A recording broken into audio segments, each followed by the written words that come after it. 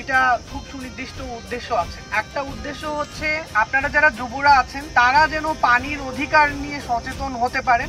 2 নম্বর উদ্দেশ্যটা পানি যে আসলে আপনার অধিকার, এই জিনিসের জন্য আপনি কেন ভিক্ষা করবেন, আপনি কেন হাত পাতবেন, এইটা যেন আপনাদের মাথায় পরিষ্কার হয়, সুস্পষ্ট হয়। রান ফর ওয়াটার প্রথমবারের মতো উপকূল অনুষ্ঠিত হতে যাচ্ছে। আর এটি আসলে মূলত করার উদ্দেশ্য হচ্ছে মানুষের মাঝে সচেতনতা বৃদ্ধি করা, বিশেষ করে সুপেয় পানি অধিকারের যে বিষয়টি আছে। আমরা উপকূলবাসী নানাভাবে আমরা এই সুপেয় পানি অধিকারের জায়গা থেকে বঞ্চিত হচ্ছি।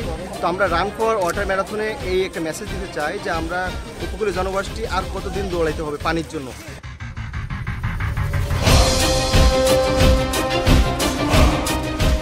আমরা দেখি আমাদের মা বোনেদের মাইলের পর মাইল ছুটতে হয় শুধু এক ফোঁটা সুপ্রিয় পানির জন্য।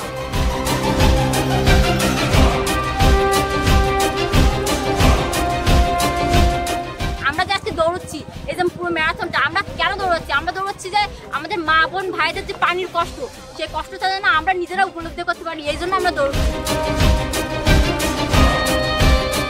ক্লাইমেট চেঞ্জের যে এলাকায় যে ইফেক্ট, এটার উপরে যুব সমাজ কাজ করে যাচ্ছে, এগুলাকে সাধুবাদ জানাই। নোনা পানিকে না বলি বিশুদ্ধ পানিকে হবে।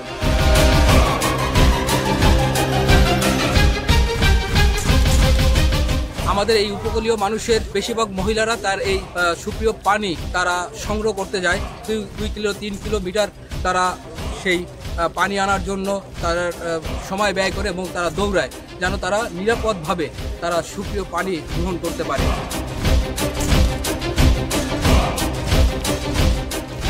নিরাপদ পানির জন্য, সুপেয় পানির জন্য যে আমাদের যে সুদীর্ঘকালের সংগ্রাম উপকূলীয় মানুষের, তো আমরা সেই উপলব্ধিটা যেন আমাদের সমাজে সবার মধ্যে ছড়াতে পারি যে এই খাবার পানির জন্য লড়াইটা আসলে শুধু আমাদের মায়েদের না, আমাদের সবার। তো সেই উপলব্ধিটা আনার জন্য এই আয়োজন।